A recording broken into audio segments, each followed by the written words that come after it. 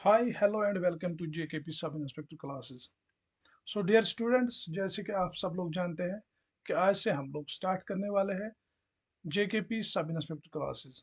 और यहाँ पे हम स्टार्ट करने वाले हैं कंप्यूटर का फर्स्ट लेक्चर में जैसे कि मैंने जेकेपी सब इंस्पेक्टर के सिलेबस डिस्कशंस में भी बताया था कि हम लोग स्टार्ट करेंगे कंप्यूटर इंट्रोडक्शन से। कंप्यूटर क्या है, कैसे वर्क करता है, और बेसिक कंपोनेंट्स या बेसिक एटम्स जो हम बेसिक टर्म्स जो हम कंप्यूटर के साथ यूज करते हैं वो आखिर क्या है। तो पहले डिफिनीशन स्टार्ट करते हैं। पहले डिफिनीशन स्टार्ट करने से पहले लेमन लैंग्वेज में अगर आपसे पूछा जाए कि कंप्यूटर क्या है, तो स्टूडेंट्स, कंप्यूटर एक ऐसी मशीन है जिसका इन्वेंशन किया गया था ह्यूमन एफर्ट्स को कम करने के लिए, इसका टाइम बचाने के लिए और कम टाइम में ज़्यादा काम करने के लिए इन्वेंशन ऑफ कंप्यूटर किया गया था। अब कंप्यूटर का डिफिनीशन समझने से पहले हम समझते हैं कि कंप्यूटर का फुल फॉर्म क्या है। कंप्यूटर के फुल फॉर्म पे जाते हैं और देखते हैं। C means commonly, O means operating, M means machine. Machine एक वर्ड आया यहाँ पे, मशीन। मशीन क्या होती है? देखो, मशीन कोई भी डिवाइस जो किसी काम को आसान बनाए उसे हम मशीन कहते हैं। P for particularly, U means used for technical educational research. Technical educational research का मतलब है the study of how to teach and learn computer, यानी कंप्यूटर को कैसे सीखा जाए और लिखा जाए। ये थी फुल फॉर्म कंप्यूटर की। इसके बाद हम अगर इस पे नजर डालते हैं, जैसे कि मैंने कहा था कि कंप्यूटर को इंट्रोड्यूस किया गया था किस लिए? ह्यूमन एफर्ट्स को कम करने के लिए। अगर देखा जाए कि जिंदगी के हर हिस्से में हमें कंप्यूटर की जरूरत रहती है, सारा का सारा काम कंप्यूटर पे किया जाता है। तो यही मेजर पर्पस है कंप्यूटर को इन्वेंट करने का। तो आइए अब हम समझते हैं कि डिफिनीशन ऑफ कंप्यूटर क्या है। अब जाते हैं डिफिनीशन ऑफ कंप्यूटर पे। हमारा जो अगला टॉपिक है, डिफिनीशन ऑफ कंप्यूटर, यानी इसका मतलब है कि कंप्यूटर एक पावर पे चलने वाली मशीन है जो यूजर से इनपुट लेती है, इसके बाद डेटा मैनिपुलेट करती है। डेटा को मैनिपुलेट करने का मतलब है the process of transforming data. और इस कम और इसके बाद हमें आउटपुट एक डिजायर्ड इंफॉर्मेशन देता है। इसलिए मैंने यहाँ पे लिखा है computer is an electronic device. Computer एक इलेक्ट्रॉनिक डिवाइस है that stores and manipulates data and provides result according to instructions fed by the user। इसका मतलब यह है कि कंप्यूटर एक पावर पे इलेक्ट्रॉनिक डिवाइस, पावर पे चलने वाली मशीन है जो यूजर से इनपुट लेती है, इसके बाद मैनिपुलेट करती है डेटा को।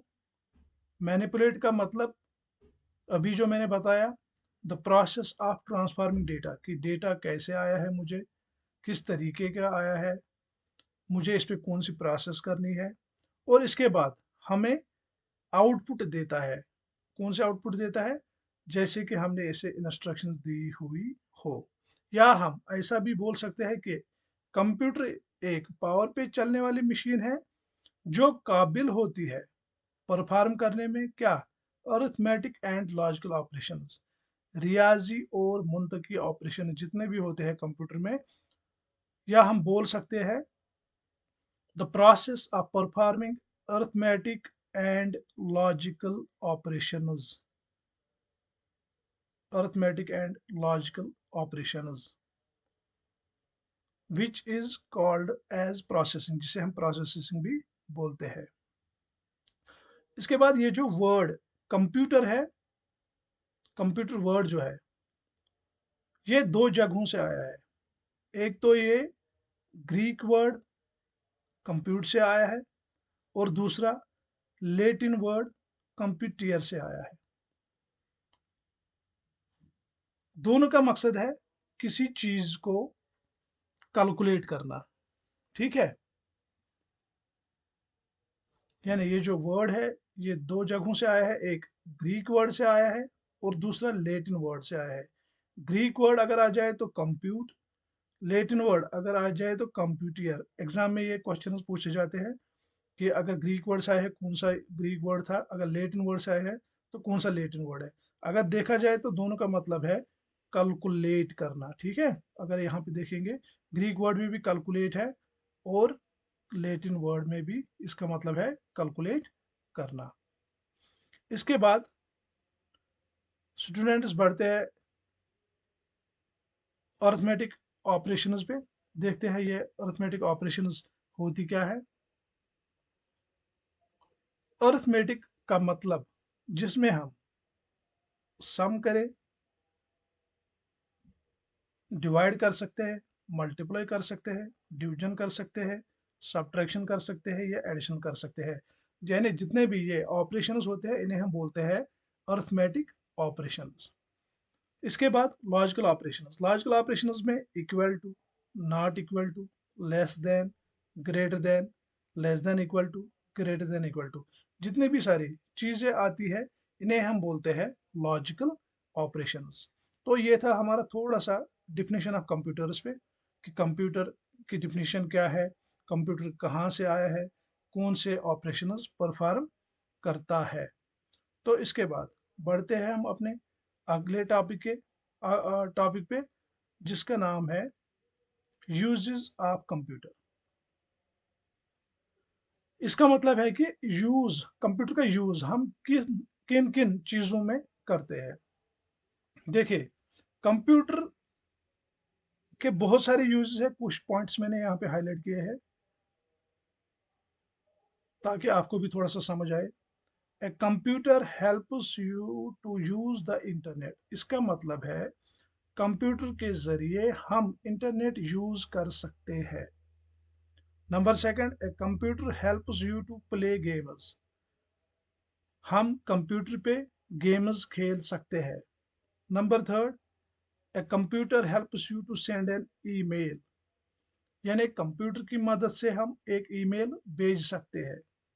Number fourth point is a computer helps you to chat with a friend. यानी कंप्यूटर की मदद से हम अपने फ्रेंड के साथ चैट कर सकते हैं। वो चैट ऑडियो चैट हो सकता है, वीडियो चैट हो सकता है, मैसेजिंग हो सकती है। तीनों, चाहे ऑडियो हो, चाहे वीडियो हो, चाहे मैसेजिंग हो, हम चैट कर सकते हैं अपने फ्रेंड के साथ। Number fifth point, a computer helps you to watch a movie. Means computer पे हम मूवीज देख सकते हैं। इसके बाद एक और पॉइंट हमारा, a computer helps you to draw a picture. यानी कंप्यूटर पे हम तस्वीरें बना सकते हैं। Number seventh point is a computer helps you to listen to music. यानी कंप्यूटर पे हम गाने सुन सकते हैं। इसके बाद computer helps you to storing important data.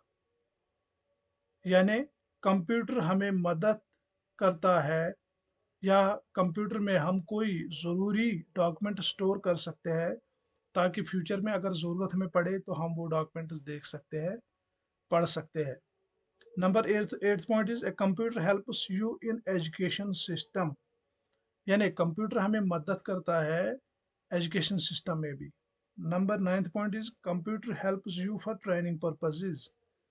यानी कंप्यूटर हमें मदद करता है ट्रेनिंग पर्पजेज के लिए। Number 10, computer helps you in office work. यानी कंप्यूटर हमें मदद करता है ऑफिस वर्क में भी। तो स्टूडेंट्स बढ़ते हैं अगले टॉपिक पे जिसे हम फीचर्स या कैरेक्टरिस्टिक्स भी बोल सकते हैं कंप्यूटर की। फीचर्स में हमारा पहला पॉइंट है स्पीड, यानी रफ्तार काम करने का। आई डोंट थिंक कि मुझे आपको ये बताने की ज़रूरत है कि कंप्यूटर की स्पीड क्या होती है, क्योंकि आप सभी लोग जानते हैं कि जब भी आप एक कंप्यूटर में इनपुट देते हो तो return with in fraction of time आपको आउटपुट मिल जाता है। जैसे कि एक फैक्ट मैंने लिख के रखा है कि computer can process millions of instructions per second. Computer can process millions of instructions per section per second. So within fraction of seconds computer input पे वर्क करता है, अपने प्रोसेस डन करता है और आपको आपका जो डिजायर्ड आउटपुट होता है वो देता है। सो इट मीन्स कि speed of computer is really really high.